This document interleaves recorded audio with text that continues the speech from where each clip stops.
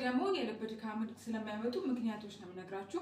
በሁለት ከፍለን ማየት እንችላለን። መለወጥ የምንችላቸውና መለወጥ ማንችላቸው። ያው መለወጥ የማንችላቸው አንደኛ እድሜ ነው። እድሜ በገፋ ቁጥር እና ጾታ በአብዛኛው ወንዶች ላይ ነው የሚከሰተው። ሶስተኛ ደግሞ የቤተሰብ ታሪክ ካለን ነው ማለት ነው። ሁለተኛው አይነት ግን መለወጥ የምንችላቸው የልብ ድካም መንስኤዎች ሲሆኑ ከእነሱም ውስጥ አንደኛ የደም ግፊት ካለብን፣ ሁለተኛ የስኳር ህመም ካለብን፣ ሶስተኛ ከፍተኛ የኮሌስትሮል መጠን ካለን፣ አራተኛ የኩላሊት ህመም ካለን፣ አምስተኛ አመጋገባችን ጤናማ ካልሆነ እና ከመጠን ያለፈው ውፍረት ካለን ማለት ነው። ስድስተኛ እንቅስቃሴ ማናረግ ከሆነ ወይም ሴደንተሪ ላይፍ ስታይል ካለን፣ ሰባተኛ ሲጋራ የምናጨስ ከሆነ ማለት ነው። ስለዚህ እነዚህ መለወጥ የምንችላቸው ሪስክ ፋክተሮችን በደንብ ነው ማስተካከል ያለብን የልብ ድካምን ለመቀነስ ማለት ነው።